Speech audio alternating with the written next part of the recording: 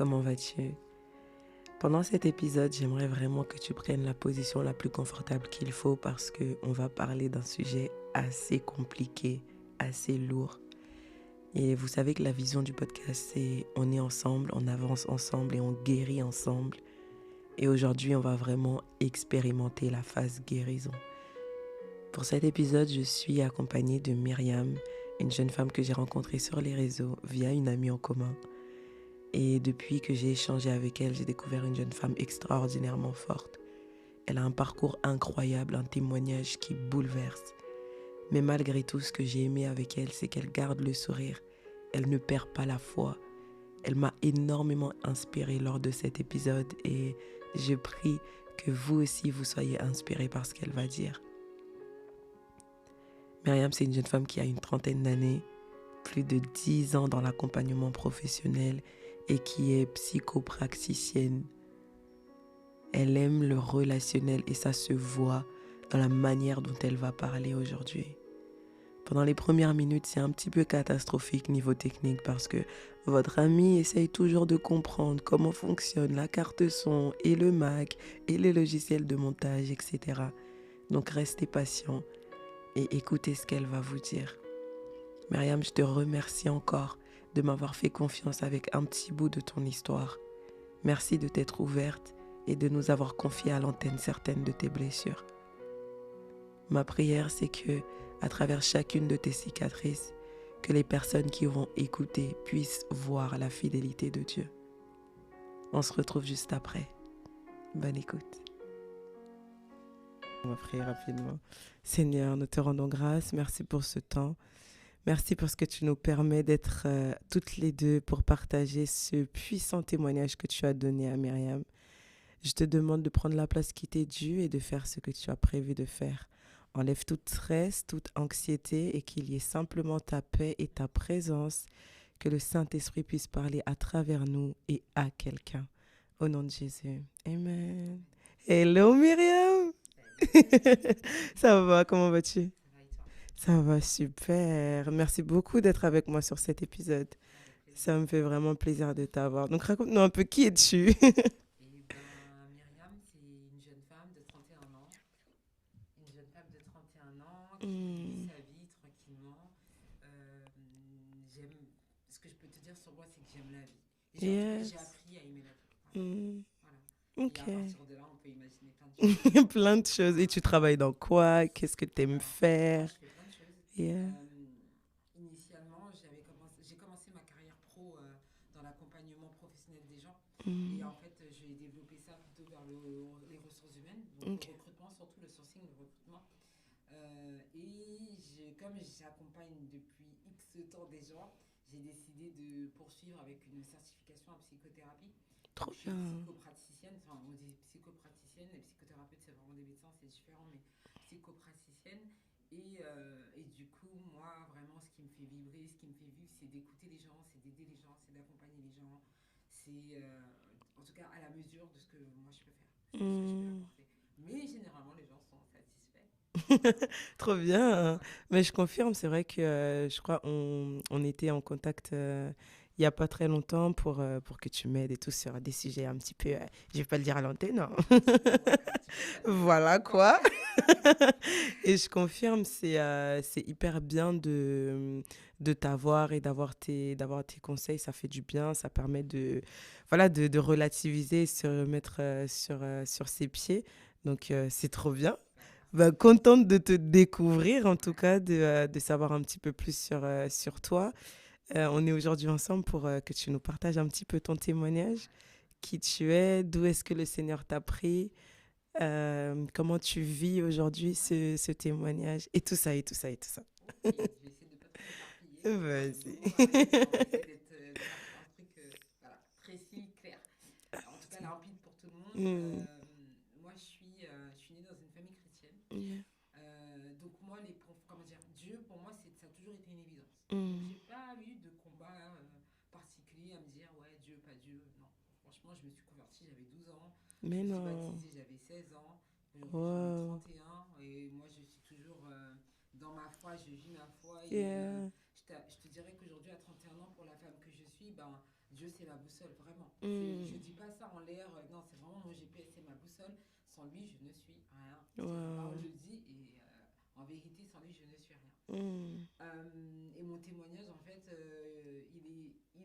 comment je pourrais dire, il est relativement simple. Je vais te dire que c'est la maladie, mais finalement, quand tu Mm. sais de quelle maladie il s'agit, tu te dis waouh. Et quand tu sais comment c'est arrivé, tu te dis waouh. Et en Mm. fait, la Allez, je suis maladie. prête à dire waouh. Non, mais en fait, tu te dis waouh parce que enfin, Ça se voit qui a pas, inventé, ouais, ça se voit c'est... pas. Ouais. Et qui a inventé ça en fait? Ça vient d'où, tu Mm. vois, genre, mais comment, d'où, Mm, mais comment? mm, Ça se voit vraiment pas. Et en fait, j'ai une mm. sclérose en plaques. Donc, alors, Une quoi? une sclérose en Une plaques. sclérose en Ouais, plaques. sclérose en plaques. Mm. Dans le jargon médical, on dit CEP, parce que c'est l'acronyme, hein, Mm. SEP, CEP. Il y en a qui disent SEP, mais moi je préfère dire CEP. Et qu'est-ce que c'est la sclérose en plaques? Du coup, c'est une maladie neurologique. Ok. C'est une maladie qui atteint le cerveau et la moelle épinière. Mm. Ah, super. Et en fait, moi, j'ai découvert ça de quelle manière? Et c'est là où c'est genre, mais non, tu vois. J'avais Vas-y. 17 ans. Mais Quand non. on a découvert que T'avais les officiellement j'avais ça. symptômes. Mm. Mais en fait, j'avais des symptômes depuis bien avant. Parce que moi, Mm. j'ai passé ma vie, enfin mes parents surtout, ils ont passé leur vie à m'emmener aux urgences. Parce que Mm. j'avais toujours des trucs, tu comprenais pas d'où ça venait, mais des trucs, des vieux trucs, hein, tu vois. Mais quand tu comprends la maladie que j'ai, tu te dis, ok, d'accord, en fait, ça Mm. venait de ça, tu vois. C'est arrivé, les premiers symptômes que j'ai eus, j'avais 17 ans, j'étais en terminale STG à l'époque, hein, parce que moi je suis une ancienne STG. J'étais en option com, etc., comme ressources humaines, pardon. Mm. Et en fait, donc au mois de mai, je passe le bac, en fait, c'est l'année du bac. Mm. Au mois de mai, je sens que je suis fatiguée au niveau des jambes, mais je m'inquiète pas parce que voilà, c'est de la fatigue, quoi. Ça va passer. Euh, je m'inquiète pas, j'en parle pas. Et puis il y a l'épreuve de PS, tu sais, il y a toujours l'épreuve de PS pour le bac là. Et je dois faire le saut en longueur. Et donc, pour faire le saut en longueur, je prends de l'élan pour faire ma belle course. Je prends de l'élan pour courir au moment où je me mets à courir, bah, en fait, mon corps il refuse littéralement. Et je tombe à terre. Et là, en fait, ma prof de PS de l'époque, elle comprend pas et elle me dit Myriam, laisse tomber, ça sert à rien. Tu vois, ok, bon. Ensuite, quelques semaines plus tard, je perds la vue à l'œil droit. Wow. Je perds la vue à l'œil droit. Et en fait, ça commence comment? C'est dégressif. Le lundi, j'ai l'impression d'avoir un truc dans l'œil et tout, tu sais, comme un moucheron, quelque chose. Mm. Je le dis à ma mère, en bonne haïtienne qu'elle est, qui vient souffler dans mon œil, qui vient me mettre de l'huile, des trucs, machin. Bon, je lui dis, ouais, ça va mieux, alors que pas du tout. Hein. C'est juste pour qu'elle me lâche. Le mardi, je me réveille, c'est un peu pire. Et le mercredi, là, je vois rien. Wow. Je vois plus rien. Donc, on m'envoie on m'emmène aux urgences, etc. On va voir un ophtalmo en urgence. L'ophtalmo, il dit, bah, en fait, les examens cliniques, ils sont OK. Il n'y a pas de souci au niveau de ses yeux. Par contre, moi, je pense que c'est une sclérose en plaques. Il émet l'hypothèse à mes parents que c'est une sclérose en plaques. Moi, je suis pas avec eux parce que je suis saoulée à ce moment-là, tu vois, donc j'entends pas.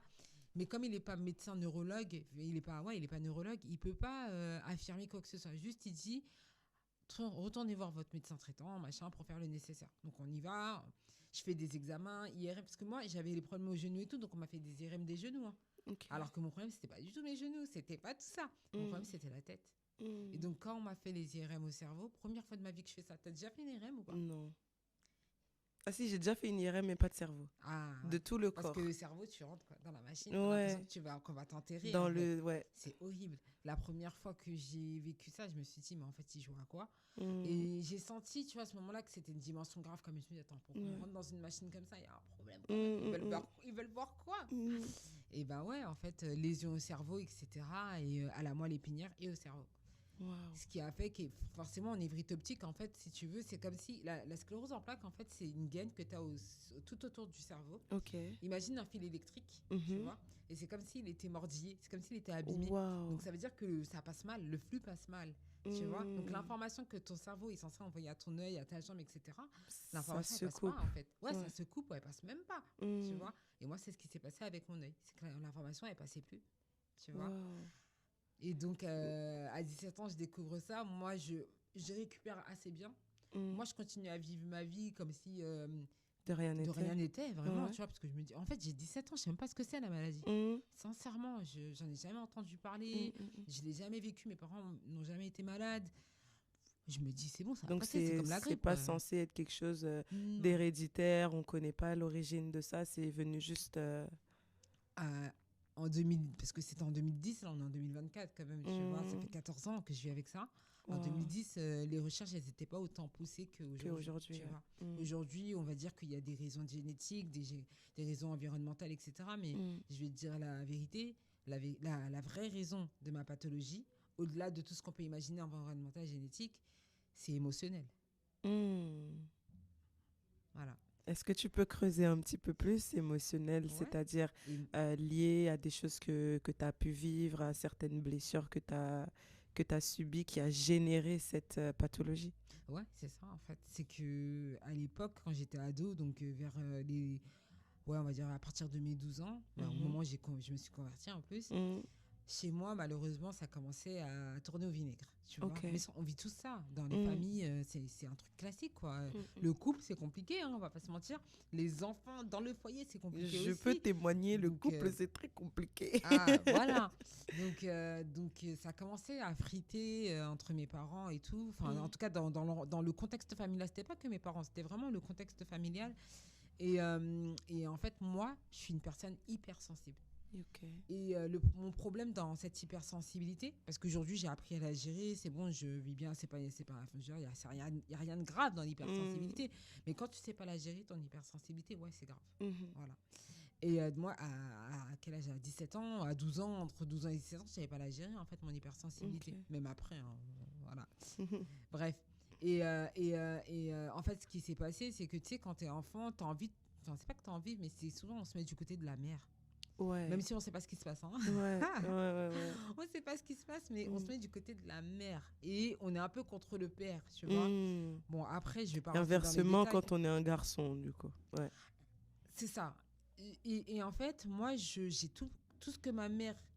Parce que j'étais très connectée à ma mère. Donc, toutes les souffrances, les blessures de ma mère, même si elle ne m'en parlait pas, hein, parce que je ne savais même pas de ce qui se passait, elle ne m'en parlait pas, mais c'est comme si moi, je le recevais aussi. Mais j'avais 12 ans, 13 ans, 14 ans. Je suis trop jeune pour ça, en fait. Moi, mon cœur, il a souffert pour rien, en fait, parce que ce n'était pas mes affaires. C'était pas tes affaires. Non, mais c'est vrai. Donc, du coup, tu as pris un fardeau, tu as mené une guerre qui, de base, ben, ça ne t'était pas destiné. Et finalement, tu as porté des blessures qui n'avaient même pas ton nom dessus. Et au final, ça a engendré une pathologie comme celle-ci. C'est un truc de fou que tu me dis là. Après, mais j'ai mis du temps avant de comprendre ça. Hein. Tu vois, il y a la chanson, je crois que c'est Sandra Kwame qui chante « Ce n'est pas mon combat ». Yes. Mais clairement, ce n'est pas mon combat. Et moi, le problème, c'est que je me suis approprié ça. Et j'en profite pour dire que, là, on parle de la maladie, de comment ma maladie est arrivée, mais en vrai, dans nos vies, à chacun, là, il y a des combats dans lesquels on est. Quand on regarde bien, ce n'est pas notre combat, en fait. Il faut sortir de ça. C'est pas pour nous. On laisse les gens qui doivent régler leurs problèmes entre eux, mais toi, sors, en fait. Sors, c'est pas pour toi, tu vois. Et moi, émotionnellement, en fait, j'ai pris beaucoup. Et je suis quelqu'un qui réfléchit énormément, même trop, tu vois. Et en fait, ça a créé... Bon, j'ai envie de te dire, ça aurait pu créer autre chose hein, comme maladie. Ça a créé ça. Tu vois. Sans oublier tout l'environnement, tout ce qui est environnemental, la génétique, etc. Parce que ça compte aussi. Bon, la génétique, je sais pas, moi je connais pas, tu vois, je sais pas d'où je viens. Enfin, je sais que... Comment ça, tu sais pas d'où tu viens? Ce que je veux dire, c'est que je sais pas ce que mes grands-parents ont eu comme pathologie, mes arrière-grands-parents, j'en sais rien du tout, tu vois. Donc finalement, à l'hôpital, quand on me dit on va faire une recherche génétique, je leur dis ouais. Allez-y, bon courage. Moi aussi, je veux savoir. Ah ouais, moi aussi, je veux savoir. Et évidemment, ils n'ont jamais rien trouvé. Bah oui, ils peuvent pas remonter dans mon arbre généalogique. C'est impossible. Même moi, je peux pas. Tu vois. Donc, non, mais attends, je veux juste rebondir sur un truc parce que l'origine de cette maladie, ça réside dans le fait que finalement, tu as été comme une éponge qui a tout absorbé autour de toi. Donc, tu es en train de me dire que, je pense qu'on parlait de ça avant de commencer ensemble, c'est le fait que les blessures intérieures, ça peut se matérialiser dans le corps. Et moi, je fais une formation pour être coach de vie, etc. Et dans certains modules, on nous apprend qu'il y a certains masques, il y a certaines blessures qui... En fait, le corps, il est tellement intelligent que pour que tu saches qu'à l'intérieur, c'est malade, il va te montrer à l'extérieur que c'est malade, tu vois. Et je trouve ça hyper courageux d'être allé dans ton enfance pour revivre, entre guillemets, tous ces moments que tu as vécu en étant adolescente et en tirer la conclusion que, ah ouais, ok, donc c'est pas parce que mon grand-père avait cette maladie que finalement moi aussi je la porte, c'est parce que j'étais une éponge et j'ai tout absorbé autour de moi. Mais comment ton entourage a vécu cette vérité-là est-ce que tu leur en as parlé déjà de... Pas vraiment. Mm. Pas vraiment parce que je suis pas sûre que les gens soient prêts à entendre ça en fait. Wow. Et puis c'est tellement personnel aussi, tu vois. J'essaie d'en parler à ma mère parce que ma mère, c'est ma mère, c'est ma meilleure amie, c'est ma copine, c'est voilà. Et cœur sur toi, maman. Ouais, de fou.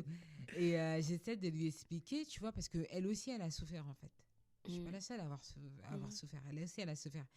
Et je lui explique aussi que elle, parce que ma mère, elle est malade aussi. Et je lui explique que, maman, dans ton mal-être physique, en fait, pense à ce que tu as vécu, tu vois, dans la famille, mais pas que. En fait, ma mère, elle a une histoire particulière. Je ne vais pas raconter sa vie, mais elle a son histoire qui fait que quand tu remontes à longtemps, à la jeunesse de sa vie même, tu te dis, ouais, mais je peux comprendre pourquoi elle est c'est une malade dame qui stresse, pourquoi c'est une dame qui souffre, pourquoi c'est une dame qui a peur, pourquoi... Voilà. Tu vois, il y a plein de choses qui vont en ressortir. Et ouais, j'essaie d'en parler de temps en temps, de glisser des trucs, mais je pense que tout le monde n'est pas apte à comprendre et tout le monde n'est pas prêt à entendre aussi les choses, tu vois. Il faut que ton cœur soit disposé. Hein. Yeah. Moi, j'ai découvert ça parce que j'ai fait des psychothérapies, j'ai été suivie par un psychologue, tu vois. J'en ai fait des trucs comme ça où j'ai dû parler. Parce que si tu parles, c'est la parole libère, hein, clairement. C'est vrai. Je confirme. Les gars, la parole libère, c'est vrai. La parole libère, clairement. Ouais. Et en fait, c'est quand tu dis le truc, ça sort, tu dis purée. Mais non. C'était ça. Mais non. Oh là là. Ouais. Et tu vois, moi, je suis née... Alors, je te parle de la sclérose en plaques, mais je pense qu'il y en a plein d'entre nous. Moi, je fais de l'eczéma. Je pense qu'il y en a plein d'entre nous qui faisons de l'eczéma. L'eczéma, pareil, hein, les gars, cherchez d'où ça vient. C'est pas juste le pollen qui fait ça. Oui, le pollen, il y est pour beaucoup, c'est vrai. Les allergies, je sais pas quoi. Bref, il y a plein de matières auxquelles on est allergique, c'est vrai. Mais c'est pas que ça qui fait qu'on a de l'eczéma. Regarde bien quand tu fais une poussée d'eczéma, c'est à quel moment? Ouais. Voilà. C'est quoi l'origine de ça? Qu'est-ce qui s'est passé juste avant, genre 48 heures, 72 heures avant, même la semaine dernière? C'est quoi le truc? Moi, si tu voilà, moi, je sais que des fois, j'ai des plaques d'eczéma qui apparaissent sur mon corps et je sais pourquoi. Du coup, je me calme pour pas que ça s'aggrave. Okay. Parce que tu peux maîtriser ton corps aussi, tu vois. C'est pas facile, mais tu peux. Non, mais c'est vrai. Et ça demande aussi d'être... je sais jamais c'est quoi le mot en français, mais self-awareness. Ça demande que tu sois Bref, que tu te connaisses, que tu aies une conscience de soi. La conscience de toi, conscience de soi-même. Et exactement. En fait, en psychologie, c'est ça. Tu as le moi, tu as le surmoi et tu as le ça. Mais en fait, tu as plein de... En fait, tu sais, c'est comme dans la Bible, Dieu nous parle de... Il y a différents amours. Tu vois, il y a l'amour héros, il y a l'amour agapé, il y a un autre amour, j'ai oublié son nom. Mais nous, l'homme, en fait, on est divisé en 3 parties. Et quand tu regardes bien, ça fait penser à la trilogie. Il y a Dieu, le Père. Comment? Il y a Jésus, le Fils, et il y a le Saint-Esprit. Regarde comment toi, t'es composé. Waouh. C'est hyper intéressant ce que tu dis. C'est vrai que, tu vois, on s'arrête beaucoup sur la Trinité de Dieu et tout. Ouais, j'ai dit la trilogie, par contre, c'est la Trinité. Trilogie, Trinité, écoute, il y a 3, il y a 3 dedans. Ouais, pardon. À tous, pardon, ouais, Trinité, pardon. Non, mais oui, on s'arrête beaucoup sur la Trinité divine, mais on ne prend pas le temps aussi de se décomposer, de voir que finalement, on est construit comme un oignon. Ouais. L'oignon, il a beaucoup de layers, beaucoup de... Bref, voilà. Ah, et nous aussi, on en a beaucoup. Tu vois, voilà, Berthe, c'est je suis pas la seule, mais tu vois, c'est... comment dire, on a beaucoup de facettes comme ça, de couleurs qu'il faut découvrir. Et moi, pour la petite histoire, j'ai pas de maladie physique, Mais je me suis longtemps battue contre la colère. J'ai été quelqu'un de très, très, très colérique. Et il a fallu que j'aille dans une retraite spirituelle. Et là, on m'a imposé les mains et tout. Et j'étais totalement délivrée de ça. Mais vraiment.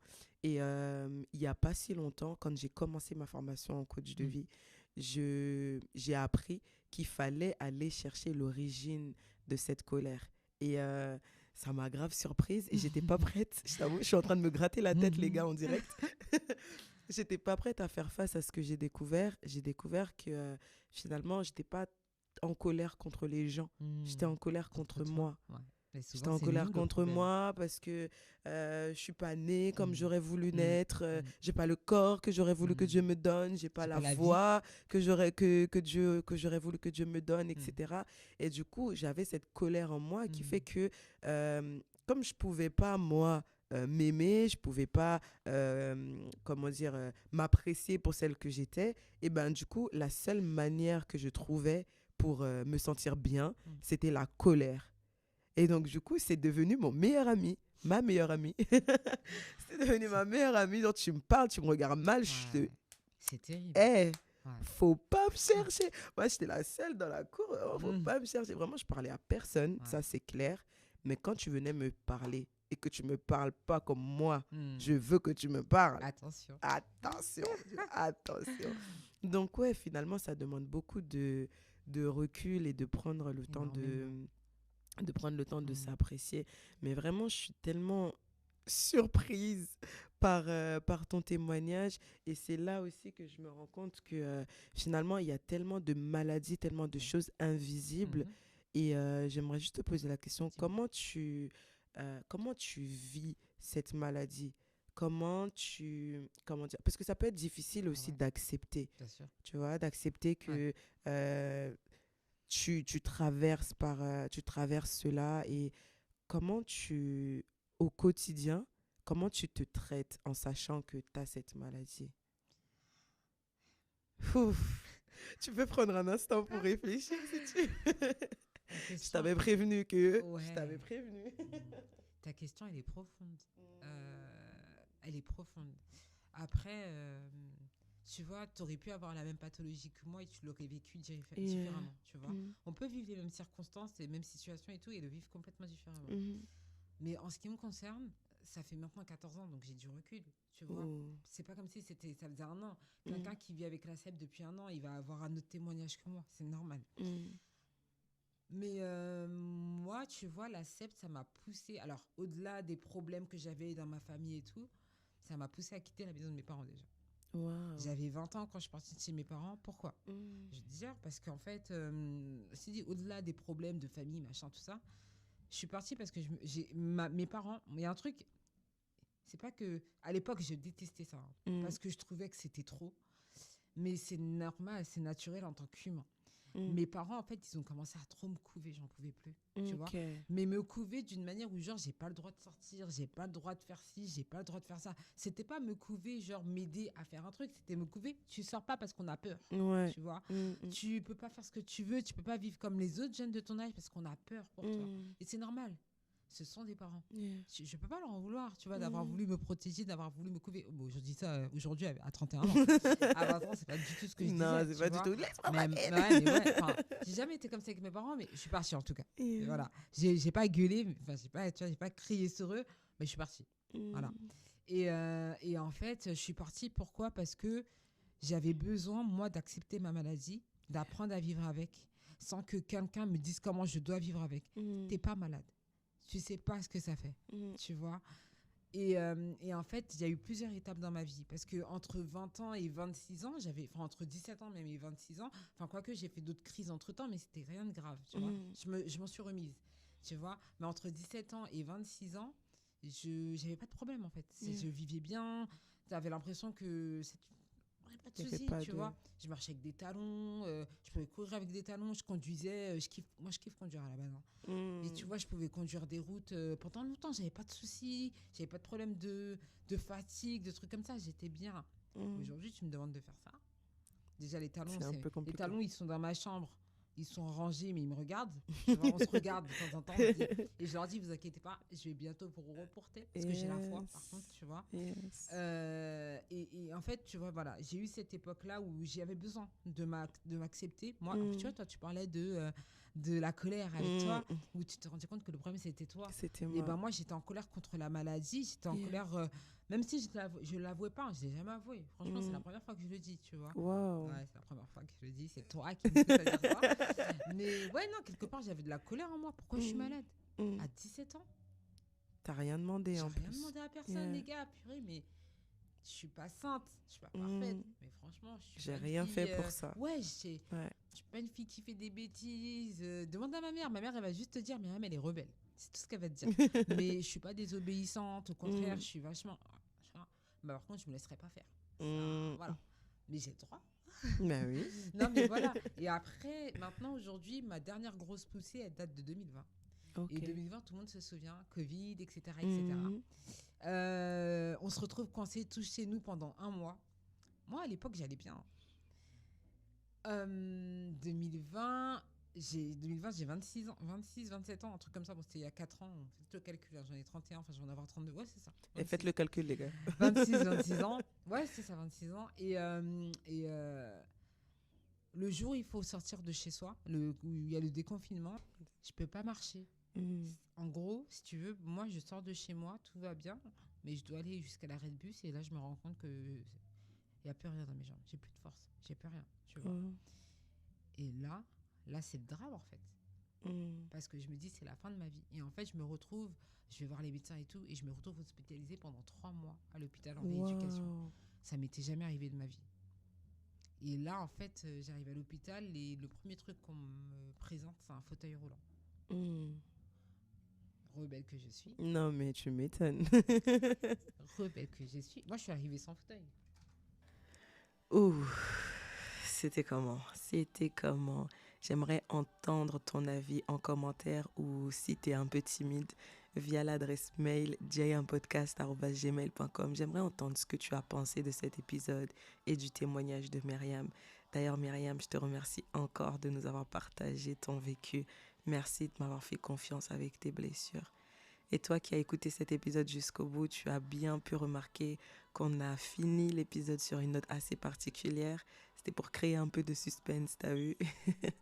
Myriam sera avec nous pour le prochain live sur Instagram où elle va nous raconter la suite de son témoignage.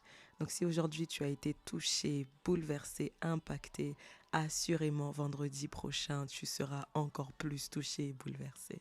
Donc ne rate pas ce rendez-vous. Abonne-toi dès maintenant sur Instagram pour ne pas le rater. On est ensemble, on avance ensemble et on guérit ensemble. Donc si comme Myriam, tu as un témoignage toi aussi que tu souhaites partager au monde, je t'invite à m'écrire directement à l'adresse mail jayaunpodcast@gmail.com. Je serai vraiment ravie de t'avoir à l'antenne et d'apprendre un petit peu plus à te connaître. Tu as remarqué également qu'on a une chaîne YouTube. Est-ce qu'on peut applaudir le Seigneur, s'il vous plaît? Dieu est vraiment fidèle, Dieu est vraiment grand. Et cette chaîne YouTube, elle a été ouverte pour toi. Donc si tu n'es pas encore abonné, je t'invite à le faire. Si tu n'as pas encore regardé l'épisode vidéo qui est sorti, je t'invite aussi à le faire et à le partager tout autour de toi. Assurément, quelqu'un sera béni dans ton entourage. Si ce podcast doit aller au sommet, je veux que tu viennes avec moi. Ne me laisse pas seule dans cette œuvre. On est ensemble, on avance ensemble. Et avant de finir, vraiment, je tenais encore à remercier Myriam parce que vous savez, quand on a un tel témoignage, quand on a de tels bagages à porter, c'est pas du tout facile de le partager à des inconnus. Et Myriam, je l'ai connue il n'y a pas très longtemps que ça. Et vraiment, le fait qu'elle s'est ouverte à moi, je ne prends pas ça pour acquis. Je prends vraiment ça comme une grâce de Dieu.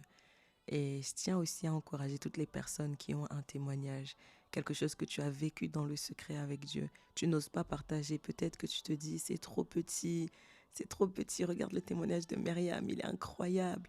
Moi, c'est trop petit pour que je le partage. Je veux t'encourager et te dire ceci, aucun témoignage n'est petit parce que notre Dieu n'est pas petit. À partir du moment où tu commences à voir la grandeur de Dieu dans ton témoignage, ça va te donner la force de le partager au monde. Donc je refais l'appel. Si tu as un témoignage que tu souhaites partager à tes frères et sœurs, n'hésite pas à m'envoyer un mail à l'adresse jayunpodcast@gmail.com et on s'arrangera pour que tu puisses venir à l'antenne. On est ensemble, ok? On se lâche pas, ok? Bah, c'est tout pour moi pour cet épisode. Je sais pas trop comment le terminer parce que je suis encore toute chamboulée par le partage de Myriam. On se retrouve donc vendredi prochain pour notre live. Et pour toutes les personnes qui ne se sont pas encore abonnées à la chaîne YouTube, on se retrouve sur YouTube. Le podcast aussi est sur YouTube. Donc pour toutes les personnes qui n'ont pas Spotify, etc., vous pouvez trouver tous les épisodes dorénavant sur YouTube. Et voilà. On se retrouve très très vite pour le prochain épisode audio, pas vidéo, pour le prochain épisode audio. Et on se dit à très vite. D'ici là, prends bien soin de toi. Salut!